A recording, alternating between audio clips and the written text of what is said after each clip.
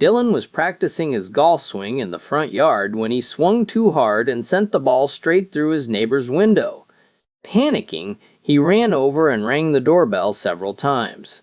When no one answered, he pushed the door open and stepped inside. Broken glass was everywhere. A lamp lay smashed on the floor. On the couch sat a massive Arabian man wearing a turban. Dylan stared and asked, "Who are you?" The man replied, "I am a genie you have freed from that lamp." Dylan's eyes widened and he asked, "Oh man, do I get 3 wishes?" The genie shook his head and said, "Since you freed me by accident, you only get 2, and I get 1. After thinking for a moment, Dylan said, "I want to be the best golfer ever." The genie looked surprised and replied, "You sure? Most people wish for money, but okay. Now your wife gets 1 wish." Dylan called his wife over, and without hesitation she said, "I want $1,000,000 every week of my life." The genie nodded and said, "Granted." Then the genie smiled and continued, "And now for my wish. I have been trapped in that lamp for many years, and it has been a long time since I've been with a woman. I want 1 day of wild, crazy sex with your wife, Dylan." Dylan immediately protested, "No way!"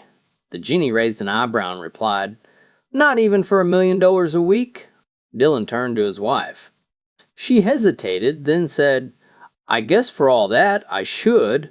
Well, not until Dylan leaves." Dylan sighed and said, "Okay, have fun, I guess." He left the house. Dylan's wife then spent the entire day having wild sex with the genie. When they finally finished, the genie casually asked her how old her husband was. She replied, 45. The genie laughed and said, "Isn't he a little old to be believing in genies?" On their way to see a justice of the peace to get married, a couple was involved in a fatal car accident. They found themselves sitting outside Heaven's Gate waiting for St. Peter to finish the paperwork so they could enter. While they waited, they started wondering if they could possibly get married in heaven. When St. Peter finally arrived, they asked him about it. St. Peter scratched his head and said, "I don't know. This is the first time anyone has ever asked. Let me go find out." He left, and the couple sat there waiting. Months passed, and they began to have second thoughts about getting married in heaven. The eternal part of it made them nervous. What if it doesn't work out, they wondered. Are we stuck together forever? After another month, St. Peter returned, looking exhausted. "Yes," he said, "you can get married in heaven."